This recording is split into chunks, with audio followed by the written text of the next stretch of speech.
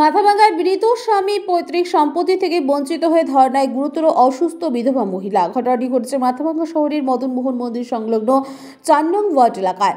মৃত বুড়া পাণ্ডের স্ত্রী সুপর্ণা পাণ্ডে জানান, আমার দুটো কিডনি বিকল হয়ে গেছে, ডায়ালিসিস করে বেঁচে রয়েছি, চোখেও দেখতে পারি না, অর্থের অভাবে চিকিৎসাও করাতে পারছি না, মাঝপথে থমকে রয়েছে চিকিৎসা। আমার শ্বশুর মশাইয়ের জমির কোনো ভাগ দিচ্ছে না তার ছেলে কালু পাণ্ডে। আমার স্বামী বেঁচে থাকতে জমির ভাগের জন্য আসলে বিভিন্ন তালবাহানা করে তাকে ফিরিয়ে দিত কালু পাণ্ডে। নিরুপায় হয়ে আজ জায়গার ভাগ পেতে ধর্নায় বসেছি।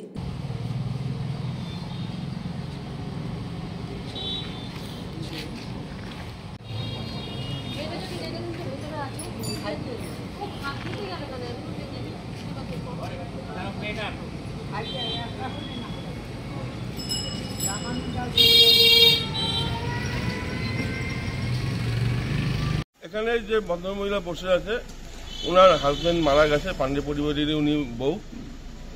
হাজব্যান্ডের নাম হচ্ছে কৃষ্ণকান্ত পাণ্ডে। উনি মারা যাওয়ার পর উনি অসুস্থ আগেই ছিল, এখন বেশি অসুস্থ হওয়াতে ওনার ডায়ালিসিস চলছে, মানে খুবই খারাপ অবস্থা, ওনার সংসারও চলছে না। ওনার ওয়ারিশ সূত্রে উনি এখানে জমির ভাগ বা সম্পত্তির ভাগ নিতে উনি এসেছিলেন, কিন্তু এনাদের পরিবারের মধ্যে অনেক পরিবার থাকার ফলে যার জন্য ভাগটা হচ্ছে না এখানটাতে। ওনারা সবাই বাইরে থাকে, সবাই কেউ ইউপিতে থাকে, কেউ মধ্যপ্রদেশ থেকে থাকে, তারা আসলে পরে তবেই জিনিসটা ভাগ বাটারা হবে আর সুষ্ঠুভাবে। তো মানে কি সম্পত্তির জন্যই এখানে ধর্নায় বসছে? হ্যাঁ, যেহেতু উনার পেট চলছে না, এখন উনি ট্রিটমেন্ট করতে পারছে না, তার জন্য উনি এখানে বসেছেন। আপনার নাম? আমার নাম অভিজিৎ চৌধুরী।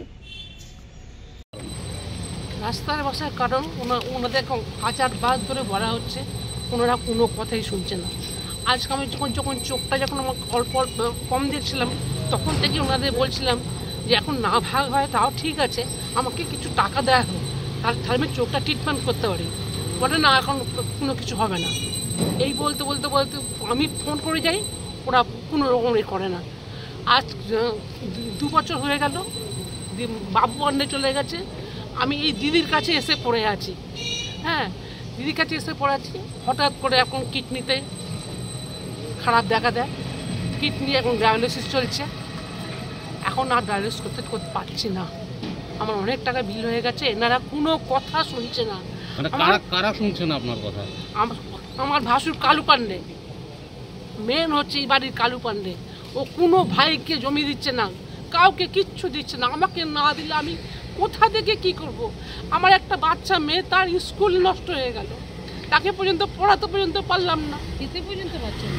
আচ্ছা, আমি চোখে অন্ধ, দুটো কিডনি নষ্ট, তাও তারা শুনছে, হাসছে, কিন্তু কোনো রকম কোনো রিপ্লাই করছে না। ওরা কবে করবে না করবে তারা কোনো রকম কোনো বলছে না। মানে আপনার স্বামীর সম্পত্তির ভাগ দিচ্ছে না। মানে কতদিন ধরে এই সমস্যা? এই সমস্যা হচ্ছে, বাবু পাণ্ডে চলে গেছে 2 বছর, 2 বছর থেকে আমি শুরু করি, আমি না 2 বছর ধরেই আমি না খেতে পাচ্ছি। আমার মেয়েটাকে নিয়ে আমি একদম যে মেয়েটার মুখে খাবার তুলে দেবো, আমার সে ক্ষমতা পর্যন্ত নেই। এই দিদির কাছে ছিলাম, দিদির জামাইবাবু মারা গেল, 2 মাস হয়েছে, একদম আমরা অসহায় নিঃস্ব ভিখারি, যেটা বলে। থাকতে একটা জায়গা দিচ্ছে না, 1 লাখ টাকা আমাদের বাড়ি ভাড়া হয়ে গেছে। মানে তাহলে আপনি এই আপনার স্বামীর বাড়িতে থাকছেন না কেন? না, প্রথম থেকে আমি থাকি না স্বামীর বাড়িতে, এখন তো বাবু পাণ্ডে নেই, ঘর ভাড়া করে আছি, সেখানে 1 লাখ টাকা বিল হয়ে গেছে, সেখানে বাড়িওয়ালা চাপ দিচ্ছে প্রচণ্ড। আমি কোন দিকে যাব? নাই আমার গলায় দড়ি দেওয়া ছাড়া আমার আর কোনো রাস্তা নেই। আমার আপনি কি আপনার স্বামীর সঙ্গে থাকতেন না সে সময়? হ্যাঁ, মানে আপনার স্বামী চলে যাওয়ার পর থেকে মানে আপনাকে আমি বাড়িতে থাকতাম না, আমরা ভাড়া বাড়িতে থাকতাম। নিজের বাড়ি কিনেছিলাম আবার আমার পাড়ায়, এই আমলাপাড়ায় বাড়িতেই থাকতাম। আচ্ছা, আপনার স্বামীও ওখানেই থাকতেন? হ্যাঁ, কিন্তু এখানে আপনার স্বামীর যে পৈতৃক সম্পত্তি সেটা দিচ্ছে না। আমার স্বামীকেই দেয়নি। সব থেকে বড় কথা, পৈতৃক সম্পত্তি আমার স্বামী অনেকবার চেয়েছে, আমার স্বামীকেও দেওয়া হয়নি। এখন সব ভাইরা সব কেউ খেতে পাচ্ছে না, একমাত্র কালু পাণ্ডে ছাড়া, কিন্তু কোনো ভাইকে সম্পত্তি দিচ্ছে না। আপনি কি এটা নিয়ে প্রশাসনের দ্বারস্থ হয়েছিলেন? হ্যাঁ, হ্যাঁ। প্রশাসনকে জানিয়েছিলেন? না না, প্রশাসনকে জানানো? আমি অনেক চিন্তা ভাবনা করে এই কাজটা করলাম, যে আর পাচ্ছি না ডায়াগনোসিস, আর ডাক্তার বলছে ডায়াগনোসিস বন্ধ হয়ে গেলে বাড়ির লোক খুব মুশকিল। সবাইকে জ্বালাচ্ছে। কতক্ষণ দেখুন না ডায়াগনোসিস এখানে করা, আমার কি কষ্ট হচ্ছে বন্ধ